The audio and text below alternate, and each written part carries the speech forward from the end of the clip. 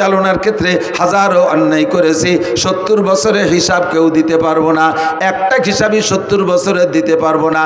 যদি আপনাকে 3 নম্বর প্রশ্নটা করা হয় আনমালিহি, জীবন ভরে কত টাকা কে ইনকাম করছেন, গোটা জিন্দেগির আয়ের একটা অডিট যদি আমাকে করা হয়, মিয়া মৌলানা নাসির সারা জীবনে কত টাকা ইনকাম করছো হিসাব দাও, আমার মনে হয় একজনও কইতে পারবেন না। কতক্ষণ? আনুমরিহি ফিমা আফলাহ, গোটা জিন্দেগির হিসাব দিয়ে দাও।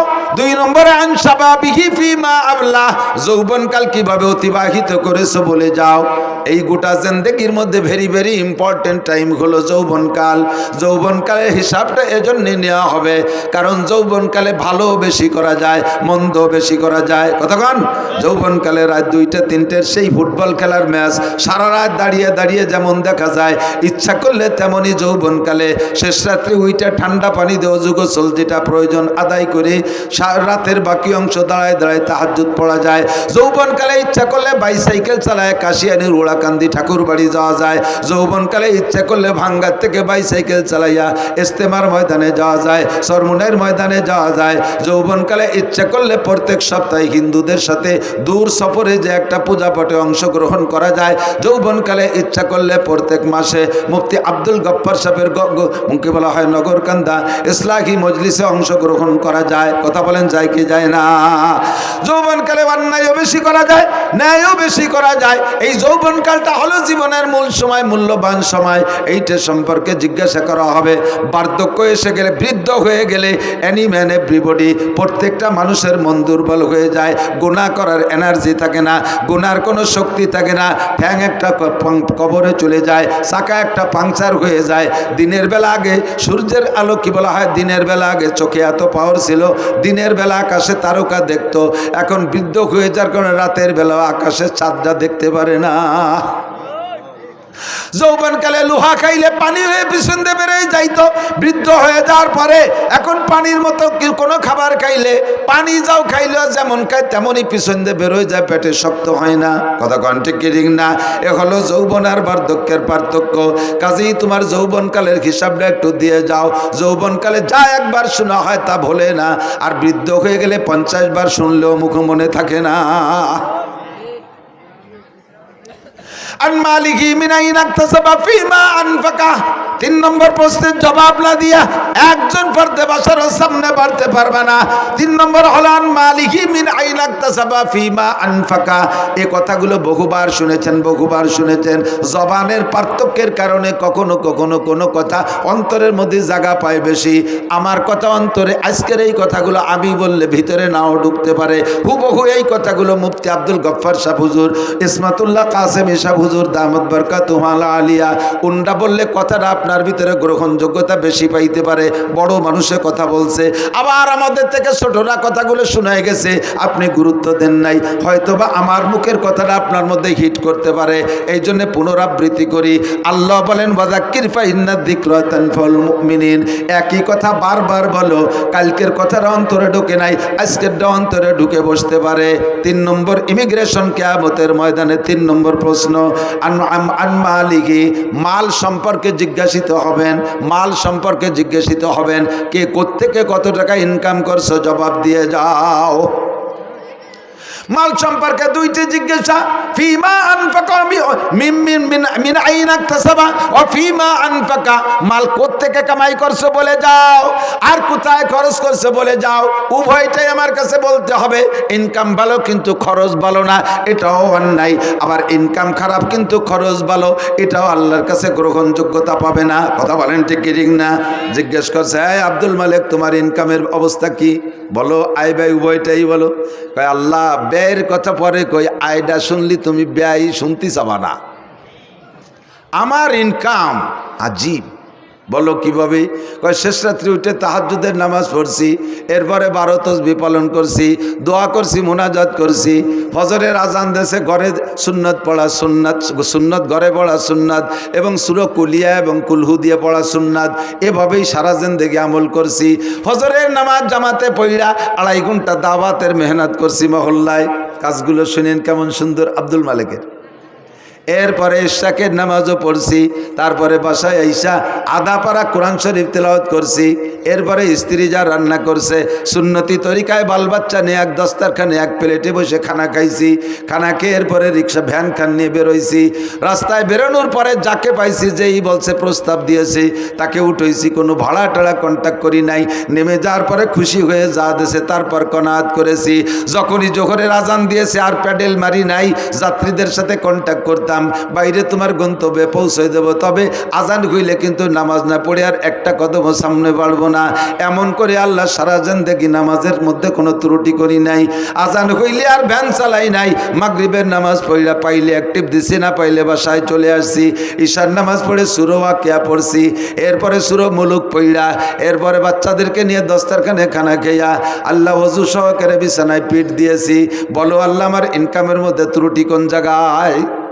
আল্লাহকে golden A plus thank you welcome. তাল এদিকে আসো, তোমার জন্য দরজা খোলা, কিন্তু খরচ করছো কীভাবে এটা একটু সঠিক হয়ে চলে যাও। খরচের ব্যাপারে একটা সমস্যা আছে, ওই শনিবারে ব্যারাকের কিস্তিতে টাকাগুলো দিয়ে দিছি।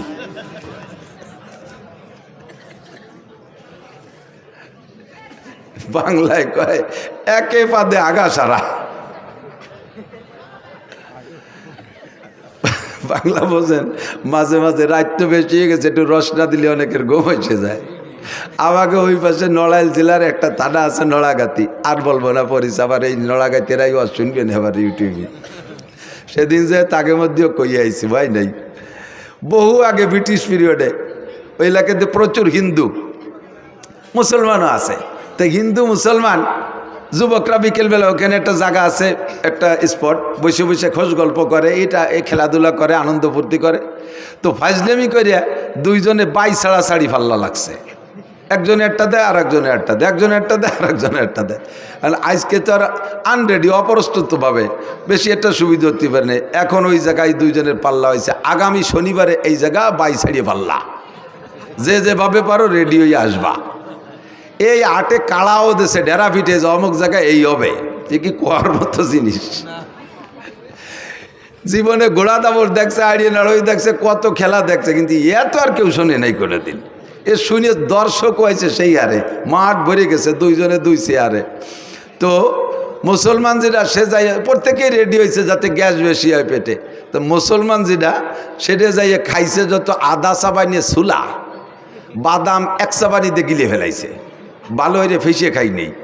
আর ও যেভাবে পারছে রেডি হয়েছে। এখন আইসে দুইজনে দুই চেয়ারে বসা লোক তো দেখতেছে, হিন্দুটা আইসে মুসলমানটার মুখির উপরে একটা মারি দিয়ে চলে গেছে। শর্ত হলে মুহি মারতে হবে। ও তিনটে মারিয়ে দিয়ে গেছে, মুসলমান একটাও মারে না। এখন প্রায় তকবির শুরু হয়ে যাবে হিন্দুর পক্ষে জয় জয়।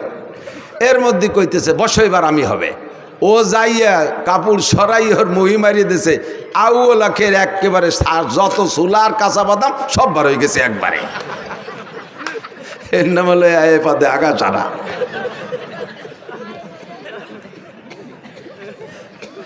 সারা জীবন বইয়া এত দরবেশে ইনকাম করছো, তাহাজ্জুদের টাকা কোনো তা ছাড়ো নাই, পায়ে গায়ের রক্ত পানি করে ইনকাম করছো। খরচ করছো কোন জায়গায় একটু কইয়ে যাও। কয় আল্লাহ গ্রামীণ ব্যাংকের কিস্তি দিছি, আশার কিস্তিতে সব। এই কথা কইস না, আশার কিস্তিতে দিছি, অমুক জায়গায় সুদিয়ে দিন এই টাকাগুলো দিয়ে দিছি। আল্লাহ কয় নো টক বাটুস্কুত, কথা হবে না, পিঠে সালা বান্ধ,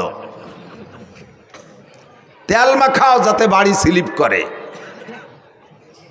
তোমার আল্লাহ আমার ইনকাম সম্পর্কে তুমি ও জায়গা হাত দিও না, খরচটা কিভাবে আছে এটা একটু শুনে নাও। এই শুনলি তুমি আর অধিক জাতি চাবা না। কও তাই খরচই আগে কও। আল্লাহ প্রত্যেক বছর জাকাত পাই টু পাই আদায় করছি। প্রতিবেশী কত মানুষের যে ঘর বাড়ি বানায় দিছি তার ঠিক নেই। কত মানুষের মেয়ের বিয়েতে সম্পূর্ণ খরচ আমি দিয়ে দিছি। এরপরে কুরবানি দিছি হাটের সবচেয়ে বড় গরু। জাকাত তো দিয়েছি, বছরে প্রত্যেকবার এক একটা উমরা করছি, হজ করছি 5 বার। শুনিও আমার ইনকামের খরচের বিষয়। এরপরে কত মানুষে যে আমার টাকা দিয়ে তবলিগি পাঠাইছে ঠিক নাই। আর মাদ্রাসার মসজিদও আমার করে দেয়া, উত্তরবাসের বিল্ডিংও আমার করে দেয়া। লাস্টে শেষবার যখন হজে গেছি, আল্লাহ যাইয়ে দেখি যে কাবা ঘরের গিলাপ দেবে, সে জায়গাও শুনিয়া ও জায়গা 10 লাখ টাকা দিয়ে আসছি। তুমি কও আমারে কিভাবে ঠেকাবা? আল্লাহ কয় তুমি কি চাকরি করতে? কয় এই চাকরি করতাম, বেতন কত ছিল? 25,000। তা 25,000 টাকা বেতনে তুই এত তাতে টাকা বালি কোন জায়গা? তাই ক এতটা করতে টাকা বালি কোথায়? কয় রাস্তায় দাঁড়াইতাম, ট্রাকের সাথে একটু মুসাফা টুসাফা করতাম, এইভাবে যে কোনো একটা সেল একটা ব্যবস্থা। তুমি ওদিকে হাত দিও না, দাও এই পাশ কত সুন্দর। আল্লাহ কয় পাশায় সালাবান, ধুলাই হবে শয়তান। তোর সুদিয়া টাকা, তোর ঘুষিয়া টাকা, তোর হারাম টাকা দিয়ে আমার কাবা ঘরে গিলাম দিছিস। আমার দিন তোর মতো হারাম খোরের কাছে ঠিকানা। আমার দিন আমি চালাবো। ইউরিদুনা লিউতফিউ নূরাল্লাহি বিআফওয়াহিহিম আল্লাহু মুতিম্মু নূরিহি ওয়ালাউ কারিহাল কাফিরুন। আল্লাহু আকবার। আমার ধর্মের বাতি নিবানোর জন্য কেউ চেষ্টা কম করে নাই। ইহুদ নাসারা হিন্দু বৌদ্ধ খ্রিস্টান সকলেই আমার ধর্মের বাতি নিবানোর চেষ্টা করেছে। চেরাগে রাখে জাদবার ফরুজাত কাছে কাস্তাব জানাদরে শেষ বসুজাত। ধর্মের বাতি নিবানোর বহুজনের চেষ্টা করে আমার ধর্মের বাতি আমি জ্বালাইছি। আমার ধর্মের বাতি জ্বালানো বাতি তেল আমি দেই। ওই বাতিরে নিবাইতে আসলে তার দাড়ি মুখ মাথা সব পুড়ে আগুনের সরকার হয়ে যায়। আমার ধর্মের বাতি কেউ নিবাইতে পারে নাই, পারবেও না। তোর ঘুষকার টাকা দিয়ে ধর্মের বাতি জ্বালাইতে বলছে কে? তোর সুদের টাকা দিয়ে আমার ধর্মের বাতি জ্বালাইতে বলছে কে? শয়তান, তোর ইনকামের টাকা আমি চাই নাই। মিন আইনাক তাসাবা ফিমা আনফাকা। ঢাকায় গেলে রিক্সা চালাইতে কিছুদিন পর ঢাকার প্রাণ কেন্দ্রে 10 তলা দালান। টাকাটা কোত্থেকে পাইলে একটু আমার কাছে জবাব দিয়ে যাও। 4 নম্বর প্রশ্ন, মাদা আমিলা বিমা আলিমা। ও মুসলমান, এই 2 দিন ব্যাপী মাহফিলের থেকে উলামায়ে কেরামের কাছ থেকে কম কথা শোনো নাই।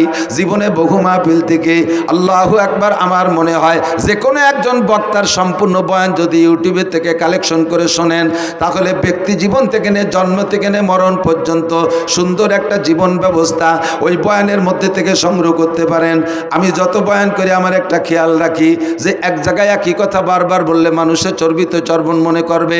তবে সেই বইতে যে আসল কথাগুলো বলবো না তা না, একেবারে বিবাহ শাদী থেকে নিয়ে মরণ পর্যন্ত ধারাবাহিক মানব জীবনে যেখানে যা লাগবে সব কথাগুলো আল্লাহর রহমতে বলা আছে।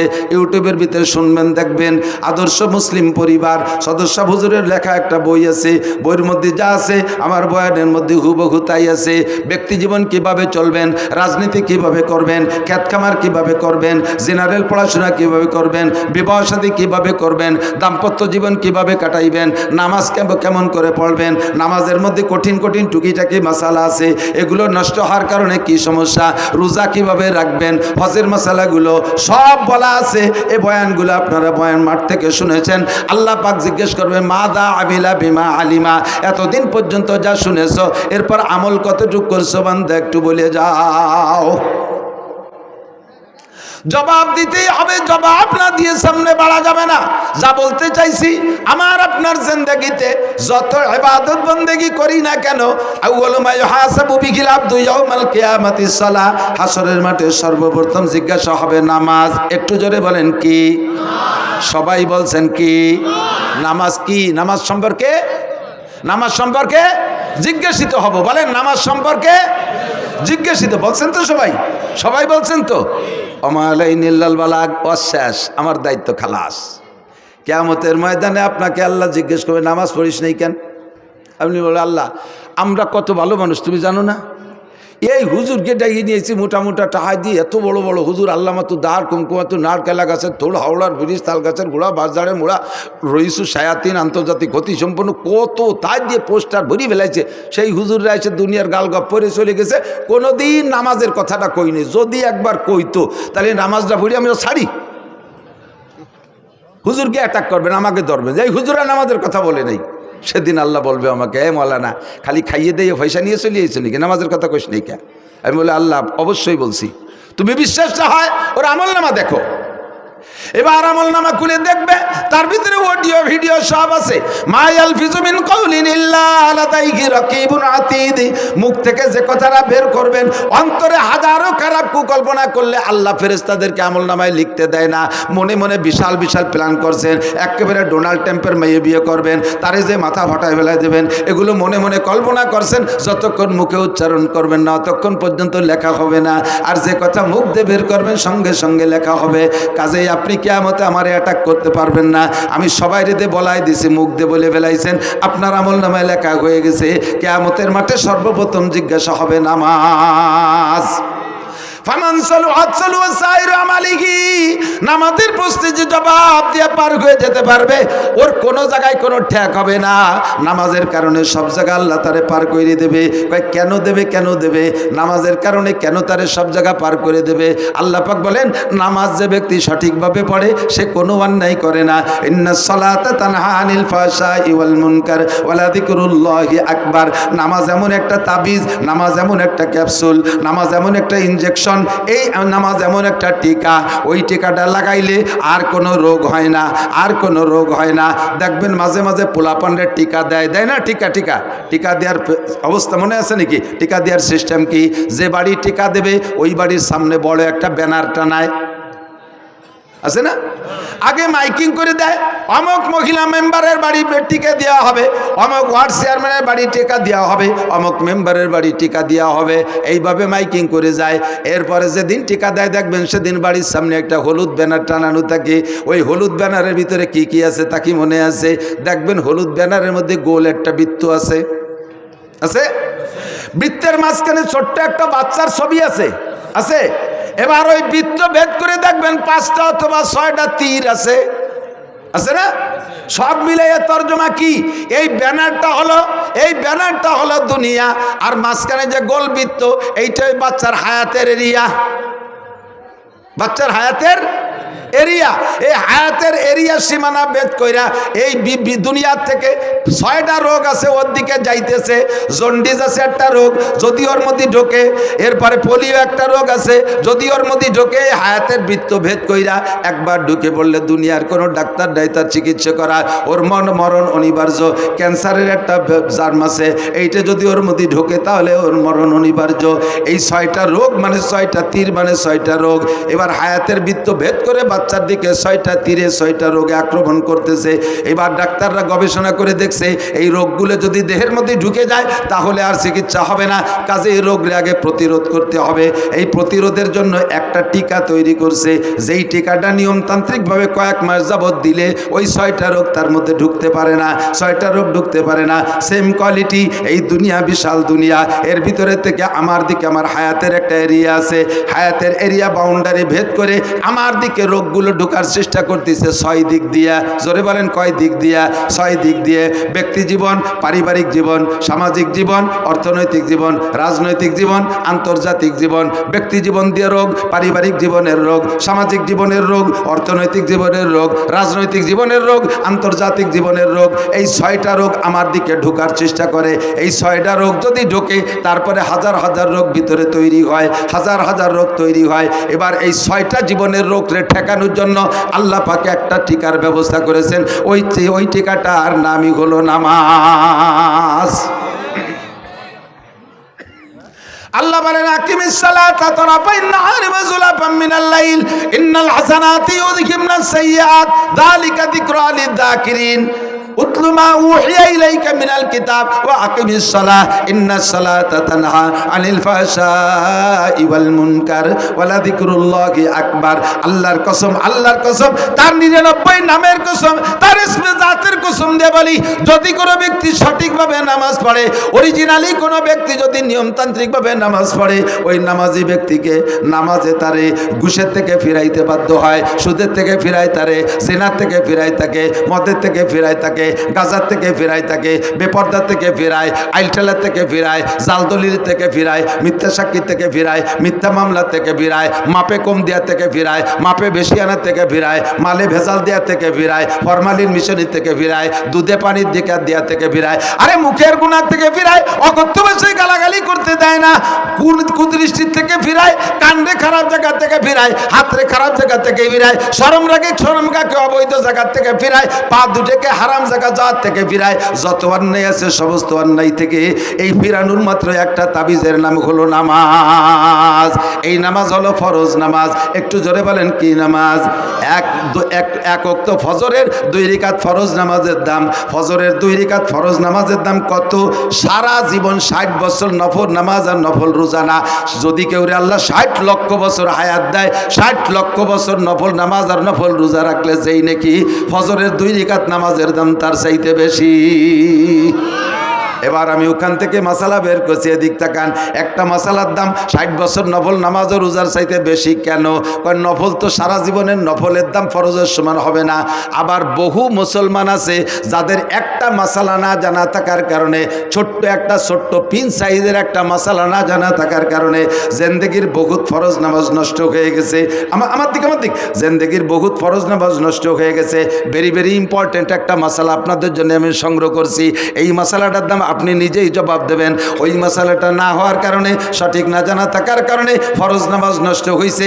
আর 2 রাকাত ফরজ নামাজের দাম 60 লক্ষ বছর নফল নামাজের চাইতে বেশি। কথা বলুন ঠিক কি ঠিক না? এবার সেই মশালাটা কি মশালা? আপনি ইমামের পিছনে নামাজ পড়েন।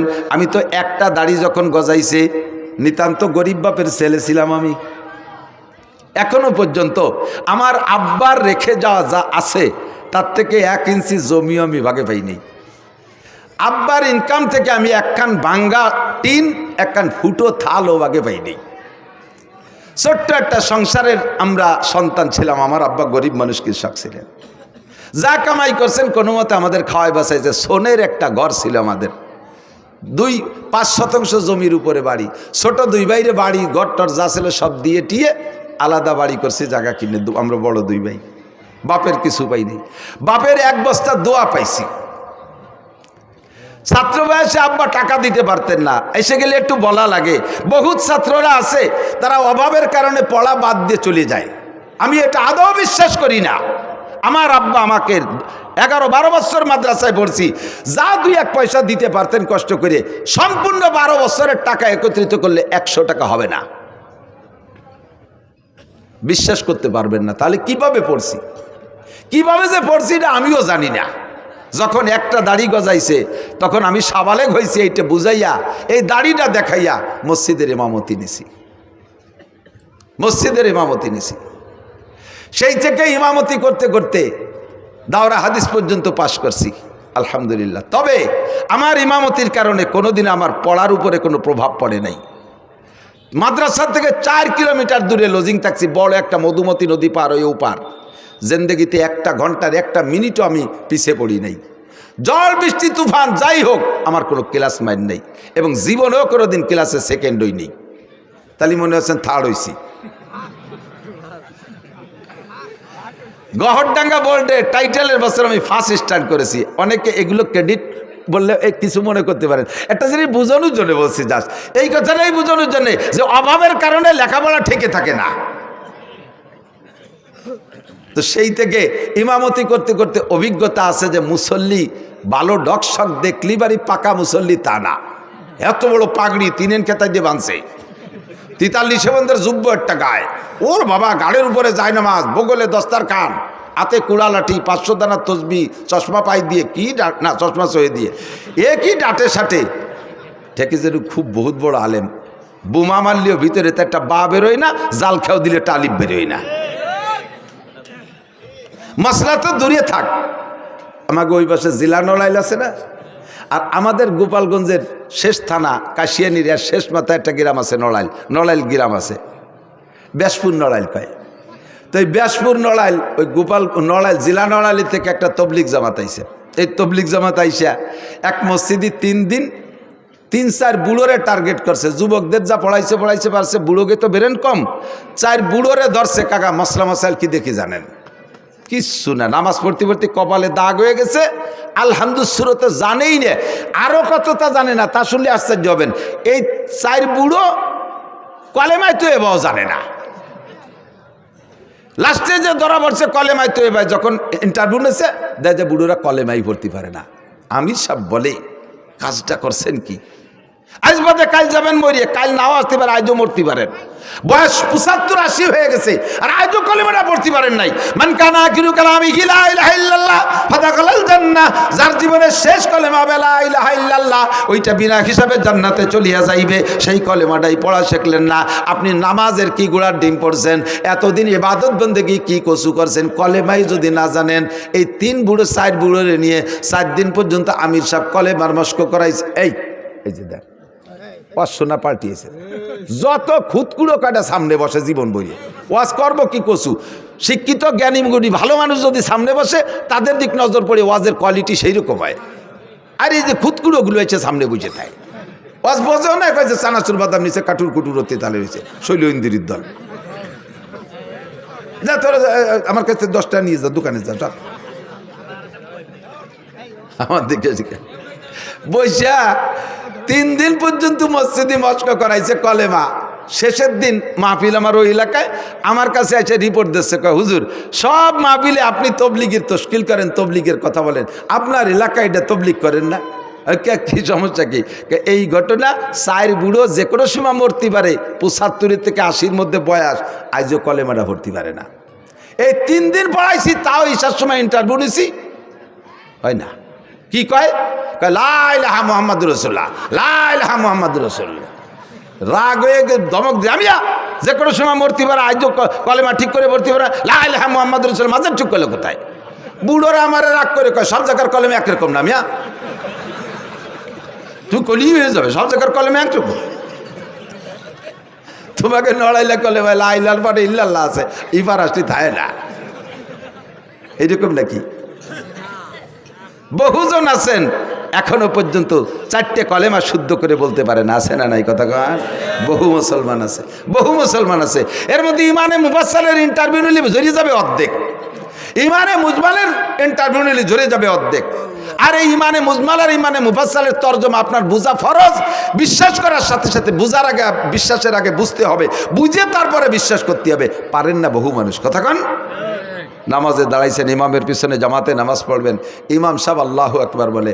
যে কথা বলছি ইমামতির অভিজ্ঞতার আলোকে, যে বহু মুসল্লিকে জীবনে এ রিপোর্ট পাইছি, ইমামের পিছনে নামাজ 10 বছর নামাজ পড়ছে, এরপরে এসে কয় হুজুর ইমাম সাহেব যে প্রথমবার আল্লাহু আকবার কয়, ও আল্লাহু আকবারকে আমাকে করতে হবে নাকি? আমরা তো সময় খালি কানে হাত দেই। আমি যে আমরা মানে কয় যে আমাকে মাঝি ভাই, মেয়া ভাই, বড় কাকা, আমরা সবাই ওই ওরি। মুখ বন্ধ। নামাজের ফরজ 13টি, জোরে বলেন কয়টি? তার মধ্যে একটি তাকবীরে তাহরিমা বলা, তাকবীরে তাহরিমা বলা। আপনি যদি একা নামাজ পড়েন সুন্নাত, তা প্রথম তাকবীর বলা ফরজ, নফল পড়লে প্রথম তাকবীর বলা ফরজ, ওয়াজিব পড়লে প্রথম তাকবীর বলা ফরজ। ইমামের পিছনে যদি পড়েন প্রথম তাকবীর মুখে বলা ফরজ। প্রথম তাকবীর শুধু ইমাম বলবে আর আপনি মুখ বন্ধ করে কানে হাত দেবেন, এতে হবে না। আপনাকে নামাজের ভিতরে যদি প্রথম তাকবীর মুখে আল্লাহু আকবার না বলে থাকেন, এমন করে জীবনে যত ওয়াক্ত চলে গেছে ওই নামাজগুলো হয় নাই, ওই নামাজগুলো আবার পড়তে হবে। এই যে কত ওয়াক্ত গেছে আপনার জানা নাই, এরকম কত ওয়াক্ত গেছে আপনার জানা নাই, মুখ বন্ধ করে খালি কানে উলা দিয়েছেন, আপনার নামাজ বাতিল, আপনার নামাজ হয় নাই। যদিও শুনতে একটু ছোট, একটু আল্লাহু আকবার, কিন্তু এই মশালাটা কত গুরুত্বপূর্ণ আপনার পুরো নামাজ এরপর নির্ভর করে। এই একটা মশলা আজকে জেনে নিলেন, আজকে বুঝতে পারলেন যে আপনাকে প্রথম তাকবীরে আল্লাহু আকবার ইমামের সাথে সাথে বলতে হবে, তবে ইমামের সাথে সাথে পিছে পিছে বলতে হবে, এটা ফরজ। এর একটা মশালার দাম 60 লক্ষ বছর নফল নামাজ ও নফল রোজার চাইতে বেশি। মহিলারা নামাজ পড়বে প্রথম তাকবীর মুখে বলা ফরজ, পুরুষরা নামাজ পড়বে প্রথম তাকবীর মুখে বলা। তবে মহিলারা কোনোদিন জামাতে ইমামতি করতে পারবে না, মহিলারা মহিলাদের ইমামতিও করতে পারবে না, মহিলারা ফরজ অজিব সুন্নত নফল কোনো নামাজে ইমামতি করতে পারবে না, মহিলারা মসজিদে যে জামাতে নামাজ পড়বে না, মহিলারা নামাজ পড়বে ঘরের ভিতরে। মহিলারা যত নির্জনে নামাজ পড়বে তত তাদের নেকি বেশি, আর পুরুষও যত ওপেন ফিল্ডে নামাজ পড়বে বড় জামাতে তত তাদের নেকি বেশি। মহিলারা ঘরের মধ্যে পড়বে, করনাফি বুয়ুতিকুন্না, ঘরের মধ্যে থাকবা। মহিলাদের জুমর নামাজ নাই, মহিলাদের ঈদের নামাজ নাই, মহিলাদের জানাজার নামাজ নাই, মহিলাদের জামাতে নামাজ নাই, 5 ওয়াক্ত জামাতে নামাজ পড়বে না। অনেকে হজে যাইয়া আইসা এবার বউকে নিয়ে জামাতে নামাজ পড়ার একটা প্ল্যান তৈরি করছে। আল্লাহ, মক্কা মদিনায় দেখলাম, আর আমাকে দেশি হুজুরা কি তাকে বেশি জানে নাকি? আপনি মক্কা মদিনা একবার গেছেন আর আমরা 20 বার গেছি। আমরা ওই জায়গা থেকে ওইগুলো নিয়ে আসলাম না, আপনি একবার যাই এতটা নিয়ে আসলেন কে?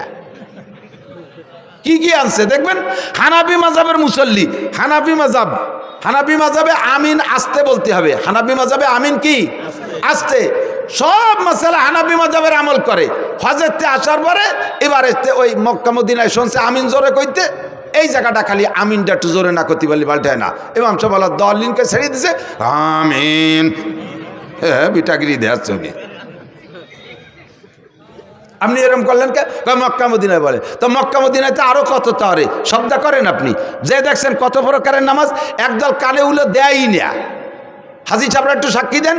একদল কখনো কানে উলো দেয় না, আর একদল কানে উলো দিয়ে সানা একবার বাঁধে ছেড়ে দেয়, আর একদল কানে উলো দিয়ে ডাইরেক্ট ছেড়ে দেয়, আর একদল কানে উলোই দেয় না, হাত ছাড়া থাকে, আর একদল আগের থেকে সানা বাঁধতে থাকে। এই যে এত দলের মধ্যে কোন দলের ডাফি আনতে গেলেন আপনি? অর্থে গেছেন কে কথা কন? আপনার এই জন্যই পাঠাই নেই। এসে গেলে একটু করে যাই, বাংলাদেশের একমাত্র উলামায়ে কিরাম শরীয়তের দিক দিয়ে এস্টাবলিশড, এই বাংলাদেশের উলামায়ে কিরাম বাংলাদেশের মুসলমানদেরকে নবী আলাইহিস সালাতু ওয়াস সালামের শরীয়ত অনুযায়ী পরিচালনার জন্য বিশ্বের কোনো দেশে ধর্ণা ধরা লাগে না। বাংলাদেশের উলামায়ে কিরাম জন্ম থেকে মরণ পর্যন্ত যে 6টা জীবন বলছি, সমস্ত জীবনকে পরিচালনা করার জন্য কোরআন হাদিসের ভিতরে থেকে গাইটা সমস্ত মশালা আপনাদেরকে দিতে পারে এ যোগ্যতাওয়ালা উলামায়ে কিরাম বাংলাদেশে ভরপুর। আর কেউ এখনো সম্পূর্ণ হতে পারেন নাই, ডাক্তাররা তো পারেনি নাই। বাংলাদেশ সরকার মেডিকেল সায়েন্সের কলেজ বিশ্ববিদ্যালয়ের জন্য কোটি কোটি টাকা খরচ করতেছে ডাক্তার বানানোর জন্য। যেই সরকারি ওই মেডিকেল সায়েন্সের কলেজের জন্য টাকা দিয়ে ছেলেদেরকে পড়ায় ডাক্তার বানাচ্ছে, সেই সরকারি ওই কলেজের ডাক্তার প্রফেসরের কাছে ওষুধ খায় না, উনি চলে যায় India, Madras, Chennai, Singapore, London, বাইরে যে ওষুধ খেয়ে আসে। তো তুমি যাকে ডাক্তার বানালে তারা কি গুড়ার ঘাস কাটতেছে? কি ডাক্তার বানাইলে যে তাদের কাছে তোমার আত্মবিশ্বাস যেন ওষুধ খাইতে? এখনো পর্যন্ত সেনাবাহিনী পূর্ণাঙ্গ হতে পারে নাই। সেনাবাহিনীর অফিসারকে আমেরিকা প্রশিক্ষণে পাঠাইতে হয়, ইন্ডিয়া পাঠাইতে হয়, চায়না পাঠাইতে হয়, সে জগতে কোটি কোটি টাকা খরচ হচ্ছে, এখনো পর্যন্ত সেখান থেকে সুফল আসে নাই। একটা অস্ত্র বানাইতে পারে না, একটা ড্রোন বানাইতে পারে না, একটা বন্দুক রাইফেল বানাতে পারে না, একটা গুলি বানাতে পারে না, একটা সুর ভাষা ফুটো উঠতে দিতে পারে না। কতক্ষণ কোনো মেশিন বানাতে পারে? আল্লাহর রহমতে বাংলাদেশের উলামায়ে কেরাম শরিয়াতের এ টু জেড তৈরি করতে পারে। এর জন্য বিদেশে মক্কা মদিনায় যাওয়া লাগবে না। নিজেরা পারেন না বলে মনে হচ্ছে হুজুররা পারে না তাই মনে হয় না। আলমাবিয়া কিছু আল্লাহ নাফসিহি, আমি মাঝে মাঝে কই না তামাশা রে, একেবারে সচক্ষে দেখছি। যাইতেছি আমি চট্টগ্রাম, ঢাকার থেকে ফ্লাইটে যাব, এয়ারপোর্টে ঢুকছি, দেখি যে বাংলাদেশি টাইগাররা বিদেশে যাচ্ছে। টাইগার ক্রিকেটের টাইগার, এই বুকি পতাকা, পিঠি পতাকা, মাথায় পতাকা, ক্যাপে পতাকা, প্যান্টে পতাকা, জাঙ্গি পতাকা, ব্যাগে পতাকা, সব জায়গা পতাকা আর পতাকা। আমি কই এ তো পতাকা কোন জায়গা যাবে? দেখি যে এমপি মন্ত্রীরা আগায় দিতে আইছে, বলতেছে বাংলাদেশের টাইগাররা শ্রীলঙ্কা যাচ্ছে হরিণ শিকার করতে, ক্রিকেট খেলতে। তো কয়দিনের ম্যাচ? কয় যে শ্রীলঙ্কা 2 দিন, পাকিস্তানে 3 দিন, ভারতে 2 দিন, 5 দিনের ম্যাচ। কি বলে 3 আর 2 5 আর 7, 1 সপ্তাহ। ওরা তো আমার চেনে এই প্লেয়াররা, ওরা আমার কাছে দোয়া নিল যে হুজুর একটু দোয়া করেন যাতে এবার কিছু নিয়ে আসতে পারি। আমরা তো একটা বাঙ্গা সার কাপড় আনতে পারি না বিদেশের তে, এবার যাতে একটা কিছু নিয়ে আসতে।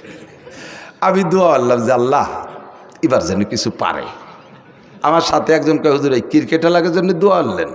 আমি বললাম যে পাগল, বাংলাদেশ আলারা কোনো জায়গাতে কিছু আনতে পারে না, ওরা এবার একটা কিছু আনুক, যা ওইরি আনুক, খেমচি ওইরি আনুক, চড়াচড়ি ওরে লাইথে জিতে আসুক, আসুক তো একবার একটু ভাষ্ট হইয়ে। কোনো দেশে তো ভাষ্ট হতে পারে না। পরে 1 সপ্তাহ চলে যাওয়ার গেল, 10 দিন চলে যায়, 12, 13, 15 দিন চলে যায়, খবর পাই না। এবার এই ক্রিকেট দেওয়া পার্টিতে জিজ্ঞেস করলাম যে এই যে অমুক তারিখে যে একটা টিম গেল বিদেশে হরিণ শিকার করতে, টাইগাররা, এরা আসলো কবে, কী দিয়ে কী রেসে, তা তো খবর পাই না। কয় যে সব জায়গাতে ঠকিয়ে গেছে, পরে মনে হয় এদের ব্যানে টেনে চলিয়ে আসছে, জনিটের ভাইনি। আমার বাংলাদেশের হাফেজরা কোন দেশের থেকে ঠগিয়ে আসে না, কথা বলেন ঠিক ঠিক না? সারা পৃথিবীর যত মুহাদ্দিস আছে তার ভিতরে 1 নম্বর মুহাদ্দিস আমাদের বাংলাদেশে মাওলানা আব্দুল মালিক সাহেব, বাইতুল মুকাররমের খতিব সাহেব। কাজেই আপনি একা যাইতে আমিনটা জোরে ঠেলিয়ে আনতে গেছেন কে? আমিন জোরে হবে না আসতে হবে? বাইতুল মুকাররমের খতিব সাহেবের কাছে শুনিয়ে আসেন। আসেন দাঁড়িয়ার মাঠের প্রধান মুফতির কাছে, জান ভাঙ্গা ঈদগাহ মাদ্রাসার মুফতি সাহেবের কাছে, আমরা সব ফতোয়া দিয়ে দেব। কোনোতে আল্লাহর রহমতে ওদিক যা লাগবে না। কথা কন। এবার তাকবীরে তাহরিমা আমিন বলা, এটা বলবে, আসতে বলবেন। আল্লাহ আমাদের হানাফি মাযহাবের মাসালা কি বলা হয়, সব মাসালাই তাকবীরে তাহরিমা বলা। এদিকে একটু আরেকটা খেয়াল করেন, তাহলে তাকবীরে তাহরিমা বলা আজকে থেকে যাদের জানা ছিল না তারা জেনে নিয়েছেন না, তাদের জিন্দেগির 80 লক্ষ 60 লক্ষ বছর হায়াত পর্যন্ত যদি হায়াত পান আর নফল ইবাদত করেন, তার চাইতে আপনার একটা মশালার দাম বেশি হয়ে গেছে। মাহফিলটা খুব ভরপুর কামিয়াব হয়ে গেছে। এর সাথে ছোট্ট আর একটা মশলা পেঁচাই গেছে, একটু না কয়ে তো জাতিবাতি চিনা। আপনার অনুমতি দিলে বলবো, এই তাকবীরে তাহরিমা ইমামের পিছনে বলবেন, বলার সিস্টেম কি, আবার তা সে জায়গায় ছোট্ট একটু চিকুন একটা মশলা আছে, বলবো। সেই মশালাটা হলো ইমাম সাহেব আল্লাহু আকবার বলবে, তো ইমামের যদি সুর বেশি হয়, সুর আলা ইমামরা একটু টাইনিয়ে সুর দিয়ে আল্লাহু আকবার সুর দিতে যে খানিকটা নি ফেলে। আবার জামাত যদি বড় হয় তাহলে পিছন পর্যন্ত তাকবীর পৌঁছতে হবে, যেন একটু টাইনিয়ে কয় আল্লাহু আকবার। তো ইমাম আল্লাহ কয় হারে টানতিছে, আপনি মনে হচ্ছে অনুমতি দিয়েছেন, আপনি শটে মারিয়ে দিয়েছেন আল্লাহু আকবার। এ জায়গায় অ্যাক্সিডেন্ট কি হয়েছে মনে রাখবেন, ইমামের আল্লাহু আকবারের র শেষ হওয়ার আগে যদি আপনার আল্লাহু আকবারের র শেষ হয়ে যায়, আপনার ইক্তেদা সহি হয় নাই, ওই ওয়াক্তের নামাজ বাতিল। মজলিস ফিকিন খায়রুম মিন ইবাদাতি 60 সানা। এর একটা মাসালা শোনা এবং শিখা 60 বছর নফল নামাজ ও রোজার চাইতে কম না বেশি? জোরে কান, কম না বেশি? এই জন্যে দোস্ত বলতে যে অনেক দুঃখ সরে চলে আসছে, আর কিছু মশালাও বলা হয়ে গেছে, সাথে আর একটা মশালা না বলে পারতেছি না। মশালার মধ্যে ঢুকলে খালি আমার ভেস্তেজের পড়াইতে মনে চায়। ওলামায়ে কেরামের কাছে চর্বিতে চর্বণ মনে হচ্ছে। আমি অনুরোধ করবো আইম্মায়ে মাসাজিদ যারা আছেন, মসজিদের ইমাম যারা আছেন, জুমার দিনে আপনি লম্বা লম্বা কিস্সা কাহিনীর বয়ান বাদ দিয়ে 2 পদ্ধতিতে বয়ান করতে পারেন। জীবনে কোনো দিন আপনার বয়ান ফুরোবে না, জীবনেও কোনো দিন বয়ান ফুরোবে না। এক পদ্ধতি হলো কোরআন শরীফের তর্জমা, ধারাবাহিক এক দার্সের তর্জমা। তফসির ভালো করতে যদি নাও পারেন, কমপক্ষে সহিভাবে তিলাওয়াতের তর্জমাটা মুখস্থ সে শিখে মসজিদে যে জুমার দিন কোরআন শরীফ দেখে দেখে এক দার্সে সূরা ফাতিহা থেকে নিয়ে আপনি তিলাওয়াত করবেন আর তর্জমা করবেন, দেখবেন মানুষ অত্যন্ত তৃপ্তি সহকারে শুনবে।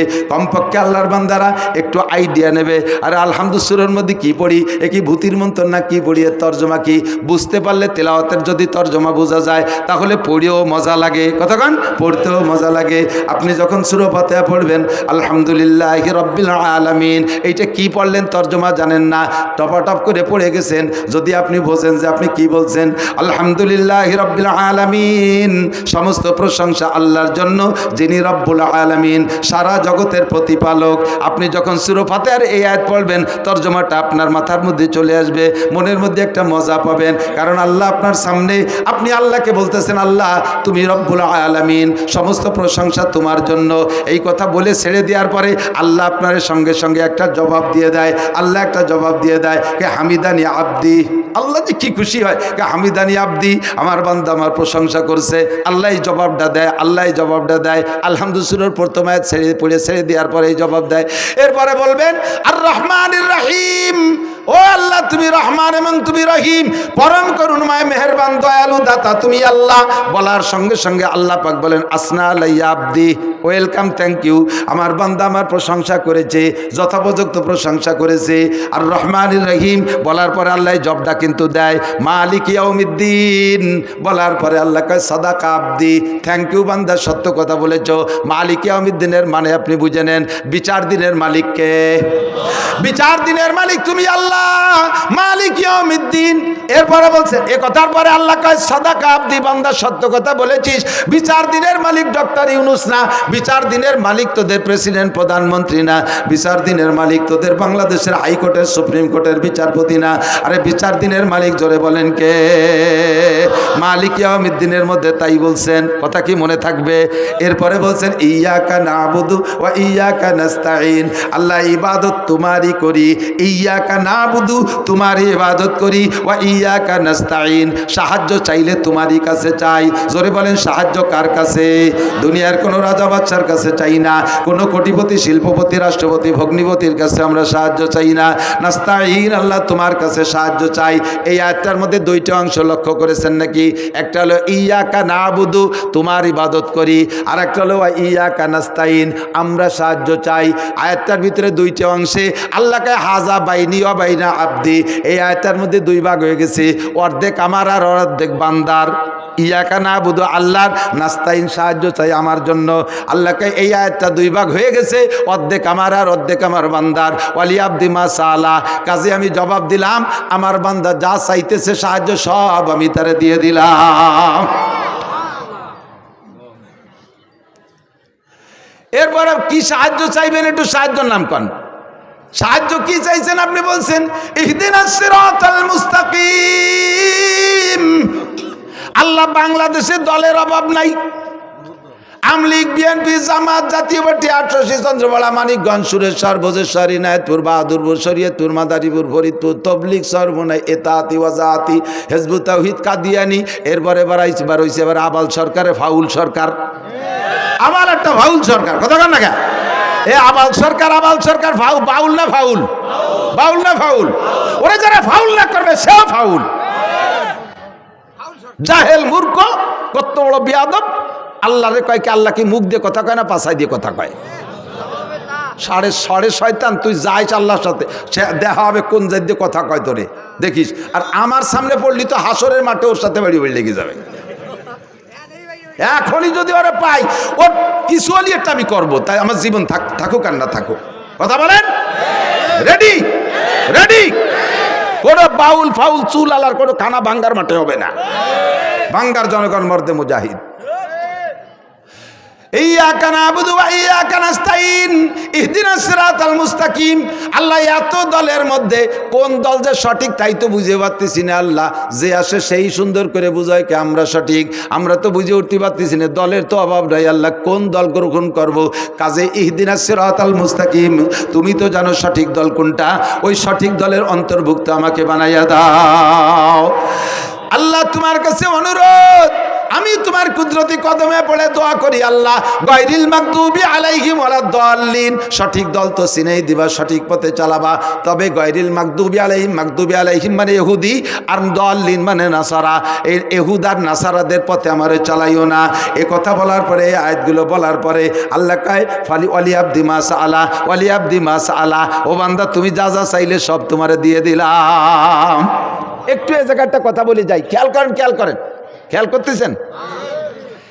আপনি একটা আয়াত সূরা ফাতিহাতে পড়বেন, আর পরে আল্লাহ একটা জবাব দেয়, তাহলে আয়াতটা পড়ে আল্লাহরে জবাব দেওয়ার সুযোগ দিতে হবে না?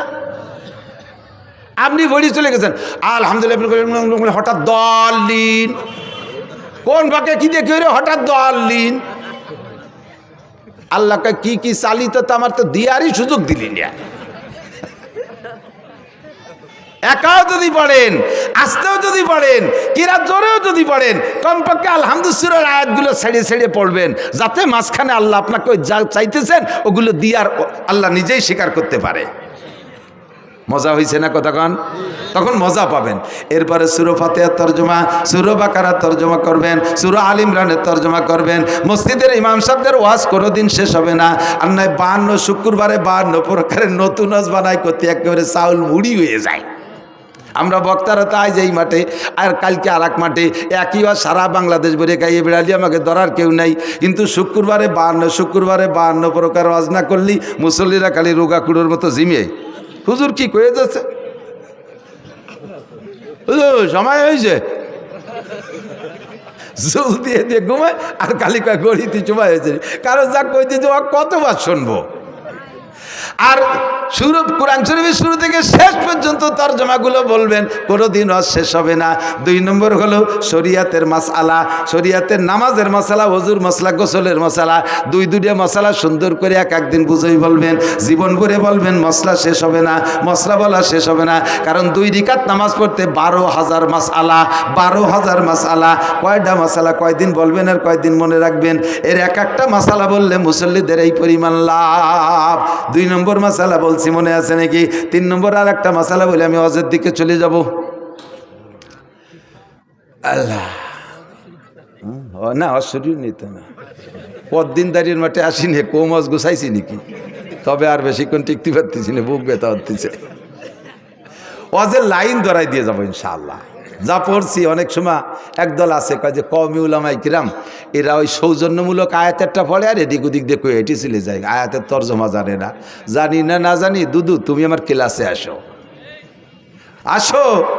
আমি কোরআন তর্জমা পড়াই, তফসিরে জালালাইন বয়জবি পড়াই, আমি বুখারী শরীফ কিতাবুত তফসির পড়াই, বুখারী শরীফ পড়াই। আসো, পারি না না পারি। বাকি কথা হলো ওয়াজ আমার ইচ্ছা মতো হয় না। যেদিন আমার ইচ্ছা মতো ওয়াজ করতে যাই সেদিন আমি মোটে আর ওয়াজ তালাশ করে পাই না। যেদিন আল্লাহর ইচ্ছা মতো ওয়াজ করি, এলাকায় যা প্রয়োজন সেই কথাগুলো আল্লাহ আমারে দিয়ে বলায়, আর সেদিন আমার কথা মোটে শেষই হতে চায় না। তখন বুঝি যে কথাগুলো জরুরি হয়েছে। আল্লামা জালালউদ্দিন রুমি রহমাতুল্লাহ আলাইহি বলেন, ইসুকানশি রাস্তেদার পেস্তানে যা বেকুশন্দা খুশনমি গরদদ রওয়া মুস্তামে চু তৃষ্ণাবা জোয়েন্দা সুদ ওয়াইজার মুর্দা বুদ গোয়েন্দা সুদ মুস্তামে চু তাজা আয়াত বেমালাল সজ্জাবা গরদদ গুপ্তান গঙ্গলাল। ও মাদ্রাসার ছাত্ররা, তোকে পায়ে ধরে একটু ফার্সি পড়, পায়ে ধরে একটু ফার্সি পড়। ফার্সি মোটে পড়বি না, ফার্সি লাগে কোন সাগে? ফার্সিতে শের যদি হাফিজুর রহমান সিদ্দিকী পড়ে তা দিয়ে এবার মজা করে শোনো, তাহলে তুমি কেন পড়া শিখবা না? হাফিজুর রহমান সিদ্দিকীর রেকর্ড শুনে, তার ইউটিউবের থেকে শুনে তুমি মুখস্থ করো। কাজেই যে শুনি তুমি যখন বয়ান করতে যাও শেরের শব্দগুলো শুদ্ধ হয় না, কারণ তোমার তো ফার্সি সম্পর্কে অভিজ্ঞতা নাই। ও কি কইছে ইউটিউবের থেকে শব্দগুলো ক্লিয়ার বোঝা যায় নেই, শুধু সুর মিলে গেছো। জাননেওয়ালা আলেমরা বোঝে তুমি আন্তর্জাতিক খ্যাতি সম্পর্ক একজন মূর্খ মৌলবী। ফার্সি পড়ো, মজা শেষ নাই। আমি এই জায়গায় বসে এখন থেকে বাকি যে টাইম আছে সবটুক টাইম ইনশাল্লাহ ফার্সিতে ওয়াজ করতে পারি। এইভাবে আমরা ফার্সি পড়ছি, তোমাদের চাইতে কিতাব একখানো বেশি পড়ি নাই। ওই ফার্সি বলি তাইসির আর কি বলা হয় পান্দেনামা গুলিস্তা পর্যন্ত পড়ছি। আল্লাহর রহমতে সেখান থেকে ফার্সি বলা অর্জন করেছি। ফার্সিতে আমি এই আজকে রাত্রে এখানে বসবো, আমি 100 শের বানাই দিতে পারবো ফার্সিতে ইনশাল্লাহ। টেরও পাবেন এরা গুলিস্তার শের না, বুস্তার না, মাসনবী না, পান্দেনামা না, কারিমা শের। আল্লাহর রহমতে ফার্সি শিখছি। ফার্সি পড়বেন, ওর মধ্যে বহুত রুমুজ পাবেন।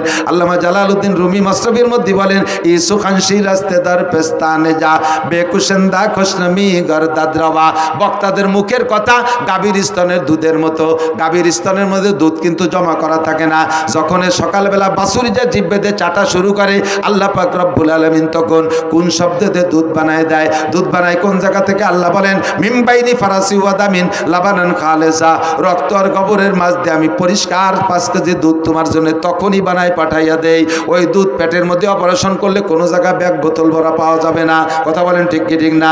সেম কোয়ালিটি বক্তার জিব্বে ওয়াজ লেখা নাই, মাথার মধ্যে ওয়াজের মেমোরি কার্ড ঢুকানো নাই, সিনার মধ্যে কোনো জায়গায় ওয়াজ লেখা নাই। এ জায়গা বসার পরে সুবহানাকা লা ইলমা লানা পড়ে যখন বলি আল্লাহর কাছে সারেন্ডার করি, আল্লাহ আমার কোনো এলেম নাই। এই দাঁড়িয়ার মাঠ থানা সদরের শিক্ষিত জনগণের কি প্রয়োজন কথাগুলো আমারে শিখায় দাও। আল্লাহ আমার মাথার মধ্যে গাভীর দুধের মতো কথাগুলো দেয়, সেই কথাগুলো বলি। যদি কথা প্রয়োজনীয় হয় কথাগুলো নিয়ে যাবেন, ভুল বললে ক্ষমা করে দেবেন।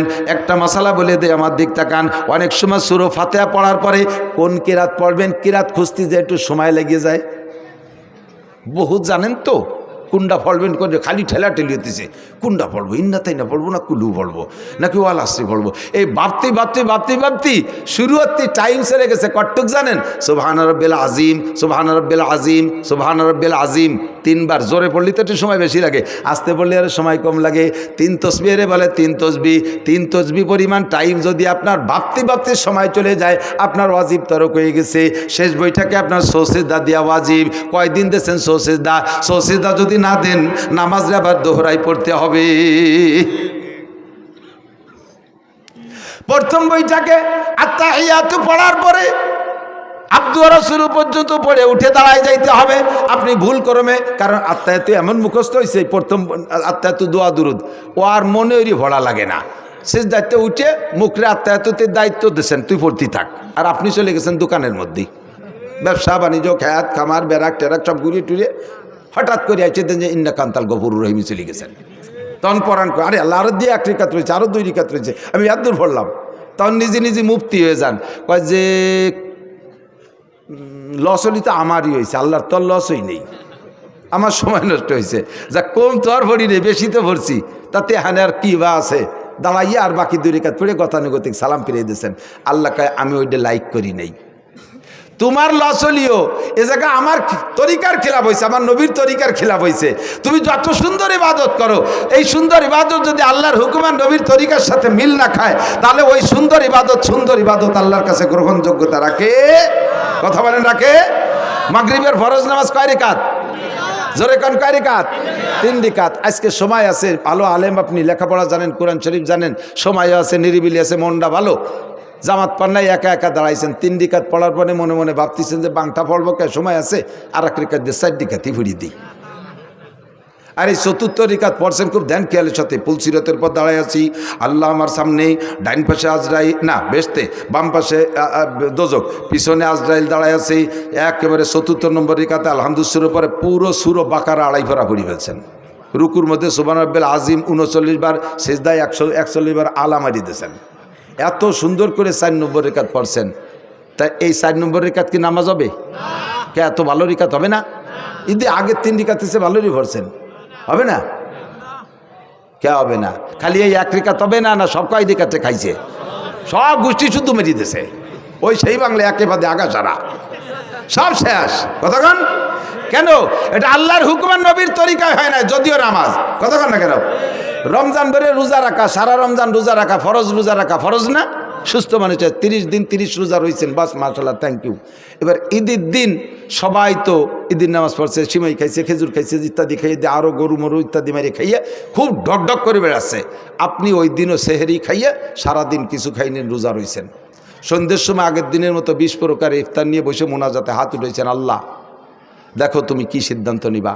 আজকে দেখো সারা দুনিয়ার মানুষ খাইয়ে বেড়াচ্ছে গদগদ করে, আমি আজও রোজা, আমি আজও রোজা, বলো আমার কি দিবা? আল্লাহ কয় তোমারে জুতো দিয়ে দূরে বাড়ি দেবো। সাড়ে শয়তান, তোরা আজকে রোজা থাকতে গেছে কিনা? আইয়ামু ঈদ আইয়ামু জিয়াফাতিল্লাহ, ঠিক না? হুজুর হাদিসের শব্দই আইয়ামু ঈদ আইয়ামু জিয়াফাতিল্লাহ। বিয়ের দিন জামাই যদি কয় আব্বা আমি রোজা, আমি খাবো না, তাহলে সেই দিন শ্বশুরের কিরণ ঠেয়? আর তোর আমার বাড়ি মেহমানদারির দিন তুই আজকে রোজা। কাজেই এবাদত আমার সৌন্দর্যের পর কোনো সৌন্দর্য না, এবাদতের সৌন্দর্য দেবে আল্লাহ, আল্লাহ রসুল। কথা বলুন ঠিক কি ঠিক না? আল্লাহু আকবার। সূরা হাশরের শেষ 3 আয়াত পড়তে আমরা কি বলি? আউযু বিল্লাহিস সামিউল আলিম মিনাশ শাইতানির রাজিম 3 বার পড়িয়ে তারপরে হুয়াল্লাহুল্লাজি। কেউ কেউ কয় যে বিসমিল্লাহ পড়লি দোষ কি? বিসমিল্লাহ কি খারাপ জিনিস? বিসমিল্লাহ ভালো জিনিস। বিসমিল্লাহ খারাপ জিনিস না, ভালো জিনিস। দেখতে হবে হাদিসে কি আছে। হুজুর বলছেন আউযুবিল্লাহি সামিউল আলিম মিনাশ শাইতানির রাজিম 3 বার পড়ি হুয়াল্লাহুল্লাজি বললেন। হুজুর আউযুবিল্লাহি সামিউল আলিম মিনাশ শাইতানির রাজিম 3 বার বলতে বললেন, বিসমিল্লাহটা কেন বলতে বললেন না? এ জায়গা বিসমিল্লাহ নাই। আপনি এ জায়গা সুন্দর করে সাজাইয়ে যুক্তি দিলে কাজ হবে না। শরিয়ত যুক্তির শরিয়ত না, শরিয়ত হলো মা আতাকুর রাসূল ফাকুযু ওয়া মা নাহাকুম আনহু ফান্তাহু। আমার রাসূল যেটা যেভাবে করতে বলছে সেইটা সেইভাবে করো। কথা বলেন ঠিক না? সরে চলে যাই দোস্ত। এবার সারা জিন্দেগি ভরে যা আমল করি, এই আমল রাখার জন্য একটা বস্তা আছে, আমল রাখার বস্তা আছে। ধান রাখেন বস্তায়, চাউল রাখেন বস্তায়, তারপরে গম রাখেন বস্তায়, সরিষা রাখেন বস্তায়, সব মাল বস্তায় রাখতে হয় না? আমল রাখার একটা বস্তা আছে, এই বস্তার নাম আমল নামা। বস্তার নাম কি? বস্তার নাম। আর এতক্ষণ যত যা মশালা বলছি, এ তো বিশাল নেকি হয়েছে। আজকে বললাম না পরিমাণে কি পরিমাণ হয়েছে। এই সব নেকি রাখার একটা বস্তা আছে, বস্তার নাম কি? জোর হলো না? আমল নামা। দানের বস্তা বানানোর নিয়ম কি? দোপাট্টা সালারে এরকম দোপাট্টা করে এরপরে লম্বা 2 সেলাই কোনাই দে আর তলিতে একটা সেলাই, ঠিক না? যদি ঘটনাক্রমে কোনো বস্তার লম্বা সেলাই পড়ছে কিন্তু তলায় সেলাই পড়ে নাই, রাতের বেলা 50 মণ ধান উঠোনে 2 বাপ বেটা বস্তা 50টা নিয়ে যাইয়া ধান ভরার নিয়ত করে অন্ধকারে ছেলেরে কইছেন, বাবা তুই বস্তা ধর, আমি এই খেসি ভরে ভিতরে দিচ্ছি। তো অন্ধকারে ছেলে বস্তা ধরছে আর বাপে ধান ঢুকছে।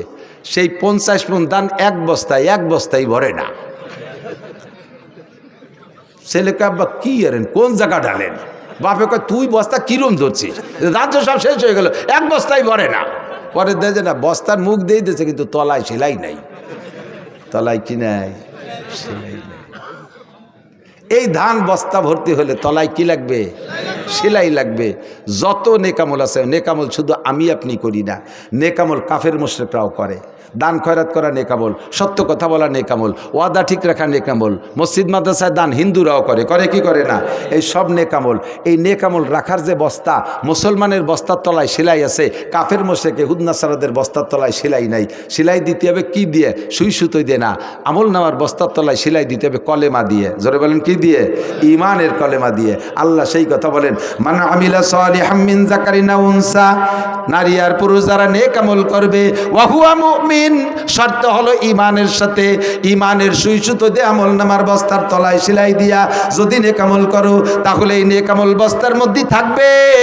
আর তার বিনিময় পাবা কি? ফালানুহিয়ান্নাহু হায়াতান তাইয়্যিবা, তোমাকে দুনিয়ার জিন্দেগিটা বড় সুখময় করে দেব। দুনিয়ার জিন্দেগিতে কোনো অশান্তি থাকবে না, ব্যক্তি জীবনে শান্তি পাইবা, পারিবারিক জীবনে শান্তি পাবা, বউ তোমারে আজীবন সম্মান করবে, ছেলে মেয়েরা তোমার কথা শুনবে, পারিবারিক জীবনে শান্তি পাইবা, সামাজিক জীবনে মর্যাদা ঠিক থাকবে, অর্থনৈতিক জীবনে যাতে হাত দেবা তাতেই বরকত পাইবা। রাজনৈতিক জীবনে যে পর্যায়ে তুমি দাঁড়াও, মেম্বারি দাঁড়াইলে পাস করে যাবা, চেয়ারম্যানিতে দাঁড়াইলে চেয়ারম্যান হবা, এমপিতে দাঁড়াইলে এমপি হয়ে যাইবা। শর্ত হলো তোমার নেকামলের বস্তার তলায় সেলাই দিবা লা ইলাহা ইল্লাল্লাহ মুহাম্মাদুর রাসূলুল্লাহ। এক নম্বর সেলাই। সেলাই যদি একটা দেন, গম দান থাকবে কিন্তু ঝুঁকি থাইকে যাবে, একটা সেলাই কাইটেও যেতে পারে। সেলাই যদি আর একটা দেন, মোটামুটি ঝুঁকি মুক্ত হবে, গমও থাকবে, বস্তাও শক্ত হবে। সেলাই যদি তিনটে দেন, আরও শক্তিশালী হবে। চারটি সেলাই দিয়ে দিলে আশপাশ ছিঁড়ে গেলেও বস্তা আর তলা ছেড়বে না। কতক্ষণ ঠিক কি ঠিক না? এবার চারটে সেলাই বস্তার তলে দিয়া সুন্দর মজবুত বানাইয়া এক বস্তা ধান বইরা মাটিতে রেখে দিয়েছেন। মাটিতে বস্তা মুখ বাঁধতে একবারে টাইট 10 পয়কে ধান বইরে রেখে দিয়েছেন। পরের দিন যাই দেখেন যে বস্তার অর্ধেক খালি, অর্ধেক নাই। বউরে কইতেছেন কি তুমি তো চুরিয়ে ব্যস্ত নি কটা? বউ কয় মাঝে মাঝে কথা খবর না, জীবনে আপনার সংসার খেয়ানত করি না। তাহলে কালকে ভরে থুয়ে গেলাম 10 পয়সা দেন, আজকে অর্ধেক নাই। বস্তা সরাই দেখেন, দেখা যায় তল দিয়ে 3টে ফুটুও, ইন্দুর লাগছে 3টে। কয়টা ইন্দুর লাগছে? 3টে। আল্লাহর এক বুজুর্গ বলে, আই বেরাদার দফরে আউয়াল মুশকুন, আই বেরাদার দফরে আউয়াল মুশকুন, বাদা জাদার কিসে গন্ধম নুশকুন। ও ভাই, বস্তা যদি ভর্তি হয়, আগে 4টে সেলাই দিয়া তারপরে বস্তার ভিতরে মাল ঢুকাইয়া, এরপরে সবসময় খেয়াল রাখবা বস্তার তলায় যেন ইঁদুর না লাগে। বস্তার তলায় যদি ইঁদুর লাগা যায়, সারা জীবন ভরে আজকে ভরবা, কালকে বস্তা খালি হইয়া যাবে। ঠিক না? তাহলে ইমানের বস্তার তলা, আমলের বস্তার তলায় সেলাই দিতে হবে ইমানের সুই সুতো দিয়ে। 4টে সেলাই। কয়টা? 1 নম্বরে কলেমায়ে তয়্যিবা লা ইলাহা ইল্লাল্লাহ মুহাম্মাদুর রাসূলুল্লাহ। 1 নম্বর সেলাই। একটু ঝুঁকি থেকে যায়, ছিঁড়ে যাইতে পারে, কারণ ইমান ধরে রাখা বর্তমানে হাতে কয়লার আগুন রাখার চাইতে কঠিন। কথা বলুন ঠিক ঠিক না? এই জন্য 2 নম্বর সেলাই কলেমায়ে শাহাদাত, আশহাদু আল্লা ইলাহা ইল্লাল্লাহ ওয়া আশহাদু আন্না মুহাম্মাদান আবদুহু ওয়া রাসূলুহু। 2 নম্বর সেলাই। বাস মোটামুটি শক্ত, এরপরে হাত দুটো সেলাই দিয়েই দেই, তলার ঝুঁকিটা সম্পূর্ণ শেষ হয়ে যাক। 3 নম্বর সেলাই ইমানে মুজমাল, আমানতু বিল্লাহি কামা হুয়া বিআসমাইহি ওয়া সিফাতিহি ওয়া কাবিলতু জামিয়া আহকামিহি ওয়া আরকানিহি। আমি বিশ্বাস করি আল্লাহকে। কেমন বিশ্বাস করো? আমার আল্লাহ যেমন তেমন। আল্লাহর কয়কার হাত আছে আমার জানার দরকার নাই, আল্লাহর দাঁত কত বড় জানার দরকার নাই, আল্লাহর পা কত বড় জানার দরকার নাই। কামা হুয়া, যেমন আল্লাহ তেমনই। আমার সাথে বলেন, যেমন আল্লাহ তেমনই। তার যত নাম আছে বিআসমাইহি, সব নাম বিশ্বাস করি। ও সিফাতিহি, যত গুণ আছে সব তারই জন্য প্রযোজ্য, এটা তার সাথে বিশ্বাস করি। এরপরে কি বললাম? ওয়াকাবিলতু জামিয়া আহকামিহি ওয়া আরকানিহি, তার সমস্ত আদেশ নিষেধ মানিয়া লইলাম, আদেশগুলো ছাড়বো না। বলেন, আদেশগুলো ছাড়বো না। আবার বলেন, আদেশগুলো ছাড়বো না, নিষেধগুলো করবো না। বলবেন না? আদেশগুলো ছাড়বো না, নিষেধগুলো করব না। 3 নম্বর সেলাই ফাইনাল। 4 নম্বর সেলাই হলো ইমানে মুফাসসাল। বলি আমানতু বিল্লাহি ওয়া মালাইকাতিহি ওয়া কুতুবিহি ওয়া রুসুলিহি ওয়াল ইয়াউমিল আখিরি ওয়াল কদরি খাইরিহি ওয়া শাররিহি মিনাল্লাহি তাআলা ওয়াল বাসি বাদাল মাউত। এই 4টে সেলাই দিয়েছেন। এই 4টে সেলাই মজবুত হয়ে গেছে বস্তা। এবার বস্তার তলায় ইঁদুর 3টে। একটা হলো বিলে ইঁদুর, মোটা গেড়ি উঠে, বিলির বড় বড় ইঁদুর, বিলেইতি দেখলেও ভয় পায়। এই বিলে ইঁদুর। আর এক ইঁদুর আছে ডোয়ার মধ্যে মাটি ঠেলে, ওটা একটু মাঝারি ইঁদুর, এও লাগছে বস্তার পিছনে। 3 নম্বর আর এক প্রকার ইঁদুর আছে বিছানা পাটি খেতা বালিশ কিতাবাদির মধ্যে দিয়ে ঘোরে, ওরে বুঝাই যায় না ইঁদুর নাকি ছোট শৈল ইঁদুর পায়, ঠিক না? টের পাওয়া যায় না খেতার মধ্যে। আবার পরের দিন যে ল্যাপের কোনায় দিয়ে 2 কেজি বার হয়ে ফেলাইছে। কতক্ষণ? এই 3 প্রকারের ইঁদুর আমল নামার বস্তার পিছনে লাগে। 1 নম্বর ইঁদুরের নাম শিরিক। 1 নম্বর ইঁদুরের নাম এটা বিলে ইঁদুর, আকবারুল কাবায়ের। এইটা যদি আপনার আমল নামার বস্তায় পিছনে লাগা থাকে সারা জীবন বস্তা ভরতে পারবেন না। 2 নম্বর ইঁদুরের নাম কুফর। কুফর মানে নেয়ামতের শুকর আদায় না করা। গলা সমান খাইয়ে গ্যাড় গ্যাড় করে বদনাম করতে, হ্যাঁ খাইছে কুমিরির মতো খাইছে, ডাল ভালোই নেই। এ শয়তান তা খালি কে? মাদ্রাসার ছাত্ররা নোটাক বাট উস্কুত কথা কবি না, বডিকে লিল্লা বডিকে ফ্রি খাওয়ায়, 4টে পয়সা দাও না, আর উক্তে উক্তে বদনাম। এই মানসি খায় নালু আলু গরুতি খায়, ভালো খাইতে হলে দে 5,000 টাকা দে, 3 বেলা বিরিয়ানি খাওয়াবো। যা দেয় মাদ্রাসার থেকে বাসদের অমাক, জান বাঁচাও পরিমাণ, ডাল দিক চাল দিক খুদ দিক কুড়ো দিক, শুকর আদায় করবে। হুজুর আমার আব্বা হয় না, এলাকার মানুষ আমার আব্বা না, আব্বা খালি জন্ম দিয়ে ছাড়িয়ে দিয়েছে, এরা খাওয়ায়, এরা সাইডে বাদ দেয়, এটাই তো শুক্রিয়া। কতক্ষণ? এই শুকর আদায় করবি, আজকে আদায় করবি, কালকে দেখবি যে গরু জবই দিয়ে পাঠায় দিছে আর একজন, আর আজকে খাইয়ে কবি এই মানসি খায়। তোরে আল্লাহ মাদ্রাসায় রাখবে না, গেটি ধরে বের করে যা ব্যানসালায় বেড়ে গেছে সোরার বেটা সোরা। ঠিক কইছি না? বহুত না চকর ইন্দাল ইনসান আলী রব্বি হিলা কানুদ। আল্লাহ কায় কুত্তর 1 কান বিস্কিট দিলেও সে 1 কিলোমিটার পিছনে পিছনে দৌড়বে। এই বাজারে কুত্তু আছে, একটা 5 টাকা দিয়ে একটা পাউরুটি কিনে দিয়ে দেন, ওই জায়গায় আপনি আটা দেওয়ার সাথে সাথে থায় না, ওই শুকর আদায় করতে 1 কিলোমিটার আপনার আগে দেয়। কাকা যান, আসসালামু আলাইকুম, পৌঁছে যান নিরাপদে। একটা পাউরুটি খায় শুকর আদায় করে। আর এত কষ্ট করে বোর্ডিংয়ে চাউল ডাউল খুদকুড়ো। আমি আলহামদুলিল্লাহ আল্লাহ পাক আমারে মোটা রুজি দিয়েছে, মোটা রুজি দিয়েছে। 1 রাত যদি ইনকাম করি তাহলে আমি একা হলি আমার 1 মাস পর্যন্ত আর কামাই করা লাগে না। আমি সেই মানুষ, আমারে কোন সচিব সাহেব আমার প্লেটে ভাত তুলে দিতে পারলে সে শুকর আদায় করে, খুশি হয়। নাসির হুজুরে, এই আমি হুজুরে ভাত দিচ্ছি, ছবি তোল, মানে এটি তার জন্য এটা পুঁজি বানায় রাখতেছে, আমি হুজুরি প্লেটে 1 মুঠ ভাত উঠে দিতে পারছি। কত ডিসি সাহেব আমার জুতো সোজা করে দিয়েছে, কত এসপি আমার প্লেটে ভাত তুলে দিয়েছে, আমার গাড়িতে করে বাড়ি পর্যন্ত পায়ে হেঁটে আগায় দিয়ে আসছে লাস্টের টুক যায়। এত সম্মান আল্লাহ দিয়েছে। আমি তারপরে তোমার জন্য দাঁড়ে দাঁড়ে ভিক্ষে করে বেড়ে 1 মুঠ চাল দেন, 1 বস্তা চাল দেন, একটু ডাল দেন, এত করি তোমার জন্য। আর তোমার এনে রান্ধে বান্ধে খান করি, এই আনছি খায়। তোর জন্য মাদ্রাসার বরকত কমিয়ে গেছে। কতক্ষণ? হুজুররা তোমার আব্বা না, এলাকার মানুষ তোমার আব্বা না, তোমার আব্বা জন্ম দিয়ে ছাড়িয়ে দিছে। আর এই মাদ্রাসা এত বড় বিল্ডিং ফিল্ডিং কার জন্য? তোমার জন্য বানাইছি। এরপর তোমার বিল্ডিং না, টাইলস নাই এই মাদ্রাসায়, অ্যাটাচড বাথরুম না, খানিক দূর এটি যে আগা লাগে, খানিক দূর এটি যে আগা লাগে, তারপর তো পাকা পায়খানা আগিস। আর আমাদের সময় মাদ্রাসায় ছিল ড্রেন বানাইয়া বা সাইডভাবে দিয়ে বিলিতে নাড়া উঠিয়ে এনে বেড়া দিছি। 3 মাস পরে সে নাড়া উইতি খেয়ে বেলাইছে, 1 পায়খানায় বসলে 3 জন আর 3 ডে জাতি হতো না। পায়খানায় যে পায়খানা করলে যারটুক নিচে পড়তো তাতে সিটে এসে ভাষায় লাগতো বেশি। হাতি খেলি বাসি কথা কইতেও জ্বালায়। আর পাকা পায়খানা বানাই দিছি। আমার মাথায় কয়টা ছেলে চলিয়ে গেছে, কয় না বাথরুমে টাইলস নাই, এখানে থাকা হবে না।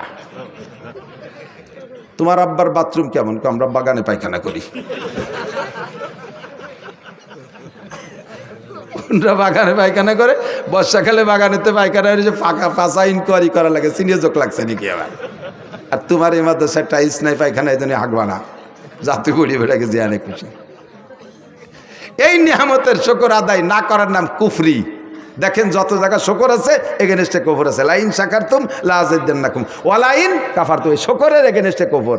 নিয়ামত ব্যবহার করে শুকর আদায় না করাই হলে আল্লাহর সাথে নাফরমানি করা।